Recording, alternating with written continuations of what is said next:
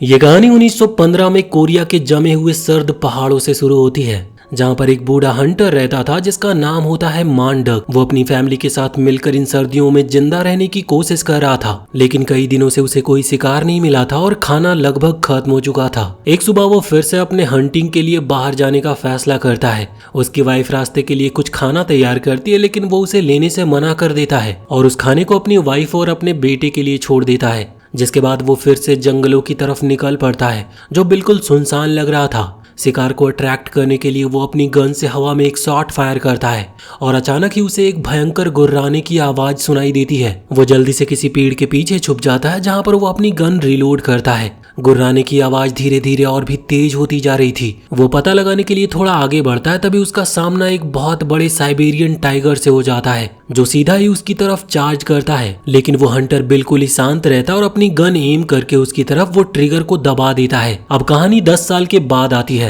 जहाँ पर कंट्री अब जापानीज रूल के अंदर आ चुकी होती है और साउदर्न रीजन पर गवर्नर मसीनो आयरन फिस्ट के साथ कंट्रोल कर रहा होता है। अपने आने के बाद से ही उसने अपने ट्रूप्स को ऑर्डर दिया होता है कि रीजन के टाइगर का शिकार किया जाए, ताकि कोरिया के ऊपर जापानीज शासन को इस्टेब्लिश किया जा सके। लेकिन उसका सबसे ज्यादा इंटरेस्ट एक लेजेंडरी साइबेरियन टाइगर में था, जो माउंट जेरोस में रहता है और वो लॉर्ड ऑफ माउंटेन के नाम से जाना जाता है। उस टाइगर को पकड़ने के लिए गवर्नर ने अपने एक आदमी मेजर रियू को भेजा होता है, लेकिन पूरी कोशिश के बावजूद रियू कभी भी उस टाइगर को कैप्चर नहीं कर पाता। और धीरे धीरे मसीनो को रियू के इंटेंशन पर शक होने लगता है, क्योंकि रियू एक कोरियन सिटीजन था और शायद शिकार में जानबूझकर वो डिले कर रहा था, ताकि टाइगर और रीजन के रेसिडेंट्स को बचाया जा सके। लेकिन रियू वहीं पर जापानीज हाई गवर्नमेंट के प्रति अपनी लॉयलिटी का भरोसा दिलाता है और प्रॉमिस करता है कि वो साइबेरियन टाइगर को ट्रॉफी के रूप में गवर्नर के सामने लाकर रखेगा। इसके बाद वो जापानीज मिलिट्री बेस पर जाता है और अपने लोगों को ऑर्डर देता है कि जिरेन के सबसे एक्सपीरियंस हंटर मांडक को बुलाया जाए। लेकिन मांडक अब वो हंटर नहीं रहा जो पहले हुआ करता था। उसने शिकार करना छोड़ दिया था और अब उसे शराब की लत लग चुकी थी। इसके अलावा वो सीवियर कफ से भी पीड़ित था। उसकी एक टांग इंजर्ड थी और उसके हाथ हमेशा कांपते रहते हैं, जिसकी वजह से अब वो बंदूक चला नहीं सकता। लेकिन फिर भी मेजर उसे ऑर्डर देता है कि वो Lord of the mountain tiger को ढूंढे, वरना उसे और बाकी कोरियंस को ट्रेजन के चार्ज में अरेस्ट कर लिया जाएगा। लेकिन वो बूढ़ा आदमी फिर भी मना कर देता है। आखिरकार मेजर उसे छोड़ देता है ताकि वो अपना डिसीजन दोबारा सोच सके। मांडक अपने बेटे सुकी के साथ घर लौट जाता है, जो अब थोड़ा बड़ा हो चुका था। इसी दौरान गुआंग के लीड में हंटर्स का एक ग्रुप फॉरेस्ट से गुजरता है और अपने एक साथी की डेड बॉडी पाता है। मरने से पहले उस आदमी ने एक टाइग्रेस को पकड़ लिया होता है और उसने उसके बच्चों को मार दिया था। उस टाइगर को देखकर जैंग अपनी गन पॉइंट करता और टाइग्रेस को मार देता है और बाद में वो उस जानवर और उसके कब्स को जापानीज मिलिट्री बेस पर ले जाता है। लेकिन जो बात उन्होंने एक्सपेक्ट नहीं की होती है वो ये थी कि ये माउंटेन लॉर्ड की फैमिली थी। जब वो टाइगर अपनी टाइग्रेस और कब्स को ले जाते हुए देखता है तो वो गुस्से से भरकर एक भयंकर दहाड़ लगाता है, जो पूरे पहाड़ में गूंज उठती है। कुछ ही मिनट्स बाद ग्रुप जानवरों की बॉडीज मिलिट्री बेस पर छोड़ देता है और बदले में वो ग्रुप के लिए खाना ले लेते हैं। लेकिन मेजर रियू बताता है कि गवर्नर को सिर्फ माउंटेन लॉर्ड का बॉडी चाहिए और जब तक उसे कैप्चर नहीं किया जाता वो रीजन नहीं छोड़ेगा। इसके बाद मेजर जैंग को ऑर्डर देता है कि वो मांडक के पास जाए और उसे लेजेंडरी टाइगर के हंट में शामिल होने के लिए कन्विंस करे। हंटर मानता है कि ये एक बहुत ही बुरा आइडिया है, क्योंकि मांडक ने सालों पहले अपना वेपन छोड़ दिया था। वो कहता है कि वो अकेला ही माउंटेन लॉर्ड को पकड़ कर लाएगा। वहीं दूर कहीं मांडक और सुकी कुछ सप्लाईज जमा करते हैं और घर लौट जाते हैं। लेकिन रात होने पर सुकी की तबीयत अचानक से खराब होने लगती है। उसके पिता कहते हैं कि वो गांव के बाजार में जाकर दवाई खरीदेगा, जिससे सुकी बहुत ही एक्साइटेड हो जाता है। असल में वो लड़का सिर्फ बीमार होने का नाटक कर रहा था ताकि वो गांव जाकर यान से मिल सके, जिससे वो प्यार करता था। अगली सुबह मांडक मर्चेंट से दवाई खरीदने जाता है और वहां पर उसे साइबेरियन टाइगर के फैमिली के बारे में पता चलता है, जिसे उन लोगों ने मार दिया था। उसे इस बात पर गहरा अफसोस होता है, क्योंकि कोरियन कल्चर में टाइगर को एक पवित्र जानवर माना जाता है और जापानीज रूल के कारण अब उन पर एक्सटिंक्शन का खतरा मंडरा रहा था। इस सब के बावजूद वहां के लोगों के पास गवर्नर के ऑर्डर को मानने के अलावा और कोई रास्ता नहीं था। गवर्नर खुद मिलिट्री बेस पर पहुंच चुका होता है और मेजर रियू से इंफॉर्मेशन मांगता है। रियू बताता है कि उसने लेजेंडरी टाइगर को पकड़ने के लिए हंटर्स का एक ग्रुप भेज दिया है और लोगों के मुताबिक वो टाइगर लगभग 400 किलो वजन का है और पैदाइशी से उसकी सिर्फ एक आंख है। लेकिन फिर भी वो किसी तरह पहाड़ों में जिंदा रहा और उस रीजन का प्रोटेक्टर बन गया। ये बात गवर्नर की एक्साइटमेंट और भी बढ़ा देती है, क्योंकि वो इस रेयर टाइगर को अपने कलेक्शन में चाहता था। वो ये उम्मीद करता है कि जल्दी उसे टाइगर के हंट की खबर मिलेगी। बाद में जैंग अपने फ्रेंड चिल्कू और बाकी ग्रुप के साथ फॉरेस्ट क्रॉस करता है और एक ऐसी जगह पर पहुंचता है जहां पर वो रेस्ट कर सकते हैं। जैंग उस एरिया के आसपास ट्रैप्स को सेट करना शुरू करता है और उस टाइगर के एक बच्चे को वहीं जमीन पर रख देता है ताकि उस बड़े से टाइगर को अट्रैक्ट किया जा सके। अब काफी घंटे बीत जाते और उनका पूरा ग्रुप आग के पास वेट कर रहा होता है। तभी जैंग सबको चुप रहने को कहता है और बताता है कि टाइगर आखिरकार आ चुका है। सभी लोग ट्रैप वाली जगह की तरफ दौड़ते हैं, लेकिन वहां पहुंचकर देखते हैं कि सारे ट्रैप डिसआर्म हो चुके हैं और उस टाइगर के बजाय उनके जाल में भेड़िए फंस चुके होते हैं। और इसके अलावा टाइगर के बच्चे की भी बॉडी गायब होती है, जो इस बात का सबूत होता है कि उस बड़े से टाइगर ने ही उनके ट्रैप्स को बेकार किया है और अपने छोटे टाइगर को वो ले जा चुका है। इसके बाद जैंग और बाकी लोग एक छोटे से झोपड़ी में शेल्टर लेते हैं। भले ही अब उनका प्लान फेल हो चुका था, लेकिन उन हंटर को यकीन था कि ये टाइगर कहीं आसपास ही रहता है, लेकिन फिर भी अभी उस टाइगर को ट्रैक करने के लिए उस ग्रुप को मदद चाहिए होती है। इसीलिए जैंग मांडक के पास जाने का फैसला करता है। अब एक और दिन बीत जाता है।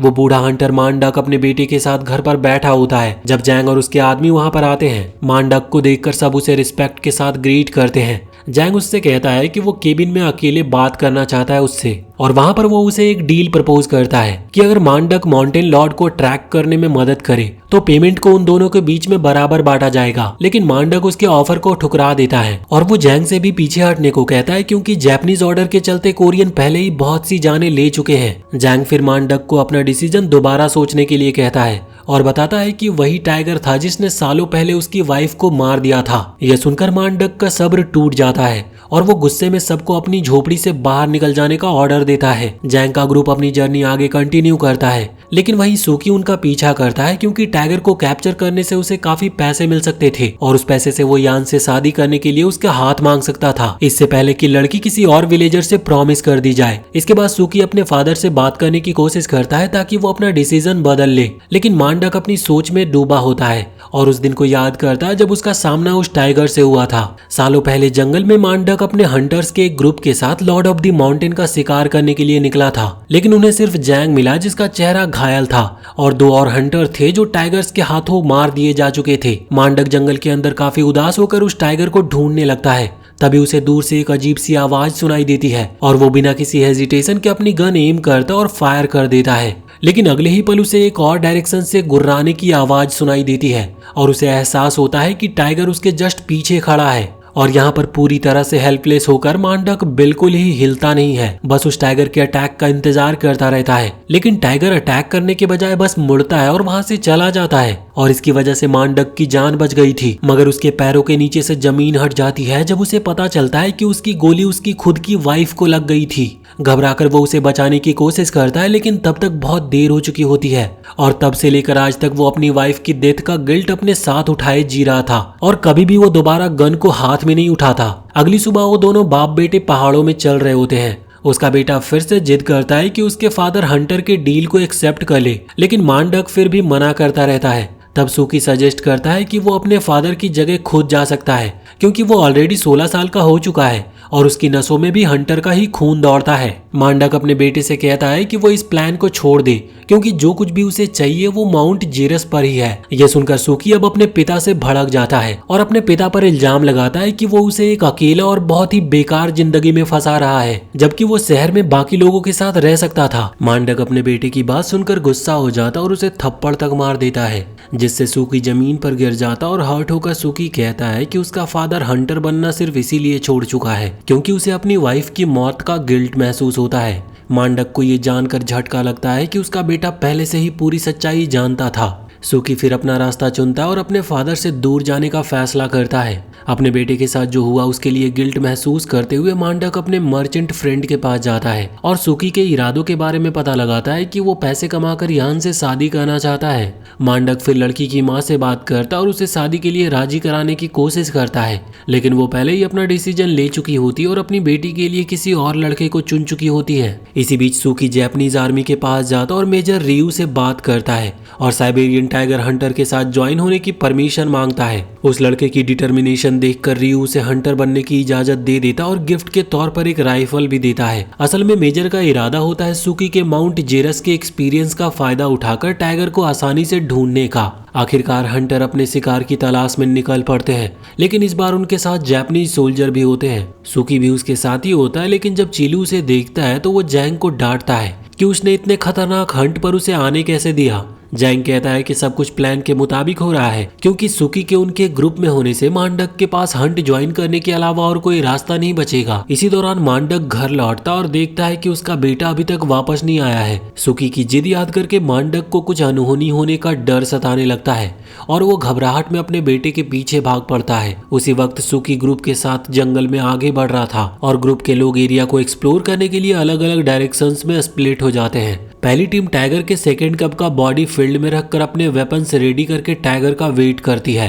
वहीं दूसरी टीम दूसरी साइड जाती है। तभी अचानक से सभी लोगों को दहाड़ की आवाज सुनाई देती है। आवाज पत्थरों के पीछे से और भी ज्यादा तेज हो जाती है और फिर लॉर्ड ऑफ द माउंटेन वो टाइगर सबके सामने आकर खड़ा हो जाता है। उसकी ऐसी बड़ी साइज और स्ट्रेंथ के साथ जो किसी ने पहले कभी देखी तक नहीं थी। वो टाइगर एक आंख से अंधा होने के बावजूद भी एक जोर का दहाड़ करता है जो आसपास के सभी लोगों के दिलों में खौफ भर देता है। गांव वाले अपने वेपन्स फायर करने की कोशिश करते हैं, लेकिन टाइगर उनसे काफी तेज होता है। वो सीधा ही ग्रुप पर हमला करता है और जो भी उसके रास्ते में आता है उसे खत्म कर देता है। जैंग और बाकी लोग बैटल की आवाज सुनकर वहां पर भाग कर आते हैं और मांडक भी अपने बेटे को ढूंढने के लिए वहां पर पहुंच जाता है। सारे सोल्जर अपनी पूरी कोशिश करते हैं उससे मुकाबला करने की, लेकिन वो टाइगर अपने हंटिंग स्किल से अपने सामने वाले को ढेर कर देता है। उस टाइगर की ताकत के सामने सुकी रिएक्ट नहीं कर पाता और बिल्कुल ही मोशनलेस होकर एक पेड़ के पीछे छुप जाता है। कुछ सेकंड के बाद वो टाइगर उस लड़के के बिल्कुल पास आ जाता है, लेकिन सुकी उस पर अटैक करने की कोशिश नहीं करता और वो टाइगर उसे छोड़कर आगे बढ़ जाता है। लेकिन एक सोल्जर टाइगर को भागते देख लेता और जमीन से अपना रिवॉल्वर उठाने के लिए दौड़ता है। जैसे ही वो ट्रिगर पुल करता है तो उसे पता चलता है कि गन तो अनलोडेड है, जिससे वो टाइगर मौका देखकर फिर से अटैक कर देता है। टाइगर को अपनी तरफ आता देखकर सुकी अपनी राइफल उठाता है और वो टाइगर की डायरेक्शन में ट्रिगर पुल कर देता है। कुछ सेकंड्स के बाद जैंग और बाकी लोग बैटल सीन पर पहुंचते और वहां पर सिर्फ पूरा केओस दिखाई देता है। वो चीलू और बाकी सभी को रिट्रीट करने का ऑर्डर देता है, क्योंकि वहां वो सब आसान शिकार बन सकते थे। लेकिन जैसे ही वो जाने वाले होता है, जैंग को सुकी मिलता है जो टाइगर के अटैक से काफी इंजर्ड हो गया था। वो उससे कहता है कि वो हिम्मत रखे क्योंकि वो मदद लाने जा रहा है। जैंग फिर ग्रुप को वापस बुलाने निकल जाता है, लेकिन स्नो में खून के निशान देखकर उसे समझ आ जाता है कि ये टाइगर का खून है। इसका मतलब था कि सुकी की गोली उसे लग चुकी थी और ये पहली बार हुआ था कि वो टाइगर किसी हंट में घायल हुआ था। जैंग को लगता है कि टाइगर आसपास ही कहीं है और अब उसे फाइनली कैप्चर किया जा सकता है। लेकिन चीलू याद दिलाता है कि सुकी बाकी ग्रुप के साथ था और पूछता है कि वो लड़का कहाँ पर है। जैंग अपनी हंट छोड़ने को तैयार नहीं होता और वो झूठ बोल देता है और कहता है कि उसे नहीं पता सुकी कहाँ पर है। इसके बावजूद चीलू और बाकी लोग उसे ढूंढने निकल पड़ते हैं। जब वो बैटलफील्ड पर पहुंचते हैं तो देखते हैं कि भेड़ियों का एक झुंड सोल्जर्स की डेड बॉडीज को खा रही है। वो उन भेड़ियों को भगाते और सुकी को ढूंढने लगते हैं, लेकिन उन्हें सिर्फ उसकी राइफल जमीन पर पड़ी हुई मिलती है। और तभी ये रिवील होता है कि उस लड़के को भेड़िए अपनी गुफा में ले गए हैं, जहाँ पर भेड़ियों का लीडर अपने शिकार का इंतजार कर रहा था। इसी वक्त चीलू और हंटर अब भी उसे ढूंढ रहे होते हैं, लेकिन जैंग कहता है कि ये सब बेकार है क्योंकि वो लड़का भेड़ियों के हाथों पहले ही मारा जा चुका होगा। चीलू उस पर काफी गुस्सा हो जाता है क्योंकि उसने ही उस लड़के को हंट पर आने दिया था। जैंग उससे बहस करता है कि सुकी खुद अपनी मर्जी से आया था, जो चीलू को और भी ज्यादा गुस्सा दिला देता है और वो पागल जैसे उस पर हमला कर देता है। लेकिन उसे तुरंत ही मांडक रोक लेता और अपने बेटे के बारे में उससे पूछता है। इधर सुकी दर्द और उदासी में डूबा हुआ अपने अंत को महसूस करते हुए अपने फादर के साथ बिताए हुए अच्छे पलों को याद करने लगता है। लेकिन तभी भेड़िए उसके ऊपर अटैक कर देते हैं। लेकिन कुछ ही देर में माउंटेन लॉर्ड वहां पर पहुंचता और पैक के लीडर को देखते ही वो उन भेड़ियों पर हमला करता है और बिना किसी मुश्किल के उसे खत्म कर देता है। फिर वो बाकी भेड़ियों को भी डराकर वहां से भगा देता है और उस लड़के के पास आता है, मगर सुकी अपनी इंजरी की वजह से टिक नहीं पाता और अपनी जान खो देता है। यहाँ पर भले ही सुकी ने उस टाइगर को घायल किया था, फिर भी वो टाइगर उसके पास ही लेट जाता और उसके चेहरे को लिक करता है, बिल्कुल वैसे ही जैसे वो अपने कब्ज के बॉडी के साथ करता था। अब एक और दिन गुजर जाता है और सारे सर्वाइवर घायलों को मिलिट्री बेस पर वापस ले जाते हैं। वहां पर जैंग खुद गवर्नर से मिलने जाता और उसे टाइगर का हंट कंटिन्यू करने के लिए मदद मांगता है, क्योंकि अब वो टाइगर सीरियसली काफी घायल हो चुका है। लेकिन वो कहता है कि नॉर्मल सोल्जर इस मॉन्स्टर को हराने के लिए काफी नहीं होंगे और वो गवर्नर से रिक्वेस्ट करता है कि माउंटेन पर आर्टिलरी ट्रूप भेजा जाए। मेजर रियू इस आइडिया के खिलाफ होता है, लेकिन गवर्नर इस रिक्वेस्ट को मान लेता है क्योंकि वो किसी भी हालत में उस टाइगर की स्किन को अपनी कलेक्शन में जमा करना चाहता था। वहीं दूर कहीं मांडक अपनी झोपड़ी की तरफ लौटता है, इस डर के साथ कि शायद उसके बेटे के साथ सबसे बुरा हो चुका है। तभी वो ये देखकर हैरान रह जाता है कि वो टाइगर सूकी के बेजान शरीर उठाकर ले आया है। उसी पल हंटर को 10 साल पहले टाइगर के साथ हुई अपनी पहली मुलाकात याद आती है और याद आता है कि कैसे उसने एक ही गोली में उसे खत्म कर दिया था। असल में वो टाइगर 2 कब्स की माँ थी, जिनमें से एक वही एक आंख वाला टाइगर था जो आगे चलकर जेरेस माउंटेन का लॉर्ड बना। जब मांडक उसे मारता है तब जैंग वहां से जाता है और वो सलाह देता है कि इन कब्स को भी खत्म कर दिया जाए ताकि उनके बदले उन्हें ज्यादा फूड मिल सके, लेकिन मांडक उसे रोक देता है और कहता है कि पहले ही बहुत ज्यादा नुकसान हो चुका है। जब जैंग फिर भी जिद करता है तो मांडक उसे जमीन पर धक्का दे देता है और कब्स को अकेला छोड़ देने को कहता है और आखिर में मांडक उन दोनों कब्स को एक गुफा में ले जाता है और उनके लिए कुछ फूड छोड़ देता है ताकि उन्हें पास के पहाड़ों में जिंदा रहने का मौका मिले। और कुछ दिनों के बाद वो उस गुफा में वापस जाता है ये देखने के लिए कि वो कब्स कैसे हैं, लेकिन वहां पर उसे पता चलता है कि एक कब मर चुका है और वो एक आंख वाला टाइगर वहां से अब जा चुका है। इसी याद के साथ मांडक समझ जाता है कि टाइगर अभी तक उसे याद करता है। सुकी का शरीर छोड़ने के बाद माउंटेन लॉर्ड फॉरेस्ट की तरफ चला जाता है और मांडक अपने बेटे के शरीर पर फूट फूट कर रोने लगता है। अब इन सब की वजह से और भी प्रॉब्लम शुरू हो जाती है जब गवर्नर माउंटेन पर आर्टिलरी भेज देता है और पूरा एरिया एक्सप्लोजिव से भर दिया जाता है। जॉब कंप्लीट होने के बाद गवर्नर कमांड देता है और बॉम्ब्स को डिटोनेट कर दिया जाता है जिससे पूरे रीजन में पेड़ गिर जाते हैं। दूर से टाइगर एक्सप्लोजन के ट्रेमर्स महसूस करता और गन फायर की आवाज को सुनता है जहां पर सोल्जर्स एरिया क्रॉस करने वाले एनिमल्स को मार रहे होते हैं। ये सब महसूस करते ही वो टाइगर अपने जगह से बाहर निकलता है और पहाड़ पर हर जगह हुई तबाही को देखकर वो गुस्से में एक जोर का दहाड़ लगाता है और उन सारे सोल्जर्स का सामना करने के लिए निकल पड़ता है। वहीं जंगल के दूसरी तरफ हंटर्स के ग्रुप को आवाज सुनाई देती है तो जैंग समझ जाता है कि टाइगर जल्दी पहुंचने वाला है। वो चिलू और बाकी हंटर्स को कॉल करता और कहता है कि वो सेफ पोजीशन पर चले जाएं और जापानीज सोल्जर्स को उस टाइगर का चारा बनाने के लिए छोड़ दिया जाता है। अब सर्च आगे बढ़ती है तभी एक सोल्जर जमीन पर पड़े एक जानवर को देखता है और उसे चेक करने जाता है। जल्दी उसे पता चल जाता है कि वो एक भेड़िया है जो एक्सप्लोजन में मारा गया था।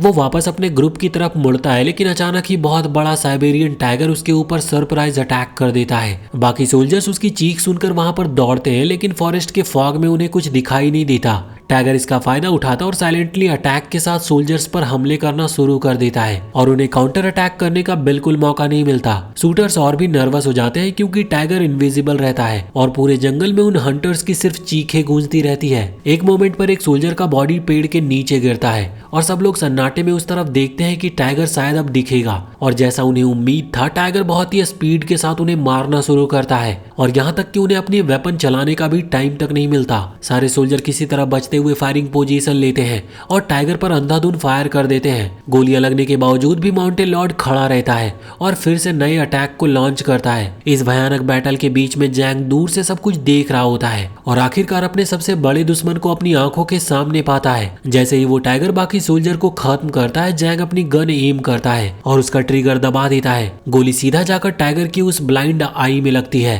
और इस गंभीर चोट के बाद वो बड़ा सा टाइगर लड़खड़ाने लगता है और उसके शरीर से बहुत ज्यादा खून बहने लगता है। सारे हंटर उसे बांधने की कोशिश करते हैं लेकिन जैंग सबको वेपन नीचे रखने का ऑर्डर देता है क्योंकि वो टाइगर को अकेला ही फिनिश करना चाहता था और आखिरकार वो उस टाइगर के बिल्कुल सामने खड़ा होता है और वो उसे मारने के लिए तैयार था। लेकिन वो टाइगर अभी भी सरेंडर करने के लिए तैयार नहीं था और वो अपनी आखिरी ताकत जोड़कर अपने पंजे से उस पर हमला कर देता है और यहाँ पर जैंग बहुत ही सीरियसली इंजर्ड हो चुका था लेकिन फिर भी वो अपनी गन पकड़ने की कोशिश करता है ताकि एक आखिरी शॉट ले सके, मगर वो टाइगर उसके आर्म को अपने पंजों में फंसा लेता है और वो उसे मारना शुरू कर देता है। वो उसे पेड़ की तरफ फेंक देता है। इधर चीलू अपने लोगों की मदद के लिए दौड़ता है लेकिन जैंग का बॉडी बुरी तरह अब डिस्ट्रॉय हो चुका होता है और वो अपने दोस्त से भाग जाने को कहता है। जैंग कहता है कि वो खुश है क्योंकि हर हंटर का नसीब होता है अपने लास्ट हंट में अपनी जान देने का और इसके बाद वो अपने दोस्त को अलविदा कहता है और इसी आखिरी नुकसान के साथ बैटल खत्म हो जाती है। लेकिन ये जंग अभी भी जारी रहती है जिसके बाद मेजर रियू फिर से चीलू के पास जाता और उसे ऑर्डर देता है कि मांडक को लाया जाए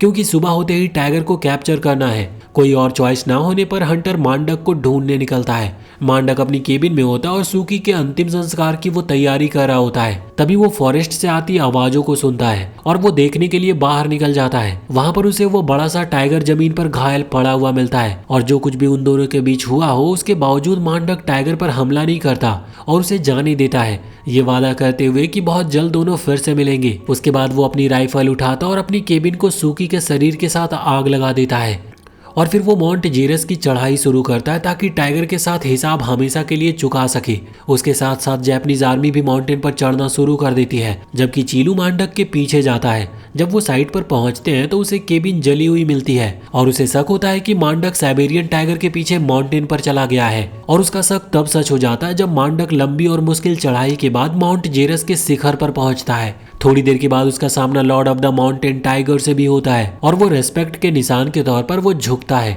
और फाइनल कन्फ्रंटेशन के लिए चैलेंज करता है। जैसे मांडक ने अपनी वाइफ और बेटे दोनों को खो दिए थे, वैसे ही टाइगर ने भी अपना पूरा परिवार खो दिया था और अब वक्त आ चुका था कि दोनों अपने बीच के सारे हिसाब को चुका दे। टाइगर मांडक की तरफ बढ़ता है और मांडक अपनी राइफल एम करता है। उसी वक्त चीलू और बाकी लोग माउंटेन चढ़ रहे होते हैं। जब उन्हें एक गन शॉट सुनाई देती है तो वो दौड़कर टॉप पर पहुंचते हैं और वहां पर वो घायल टाइगर को मांडक के पास पड़ा हुआ पाते हैं। मांडक अपनी गन को फेंक देता और एक चाकू उठा लेता है। घायल होने के बाद भी टाइगर हंटर की तरफ चार्ज करता और वो दोनों फिसलते हुए नीचे गिर जाते हैं और एक भयंकर बर्फीले तूफान के बीच वो दोनों गायब हो जाते हैं। चीलू अपनी आंखों पर यकीन नहीं कर पाता जो उसने देखा था और आखिरकार अब इस टाइगर का हंट यहाँ पर खत्म हो जाता है और वो बाकी ग्रुप को सब कुछ बताने के लिए लौट जाता है। अगले दिन हंटर्स और सोल्जर गवर्नर के सामने जमा होते हैं और माउंटेन पर जो कुछ हुआ उसे बताते हैं। मेजर रियू के इंस्ट्रक्शन के मुताबिक चीलू बताता है कि उसने माउंट जेरस के ऊपर मांडक और टाइगर को लड़ते हुए देखा था, लेकिन उनके बॉडीज बिना किसी निशान के कहीं गायब हो गए।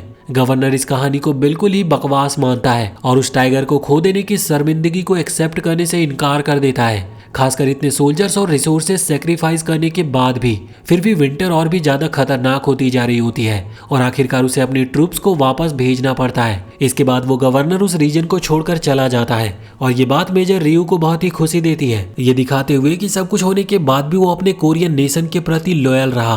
और आखिर में उसी पहाड़ पर कहीं मांडक और साइबेरियन टाइगर के बॉडी शांति से रेस्ट कर रहे होते हैं, जापानीज आर्मी की पहुंच से बहुत दूर। भले ही उनके रास्ते लड़ाई और जंग के जरिए मिले हों, लेकिन माउंटेन पर उन्होंने कुछ खास पल भी साथ में गुजारे थे और अब मरने के बाद वो अपनी फैमिलीज के साथ फाइनली एक हो चुके होते हैं। और इसी के साथ ये मूवी यहीं पर खत्म होती है। तो वीडियो अगर पसंद आई हो तो चैनल को सब्सक्राइब करके बेल आइकन जरूर दबा लें और कमेंट सेक्शन में हमें बताएं कि आपको ये कहानी कैसी लगी।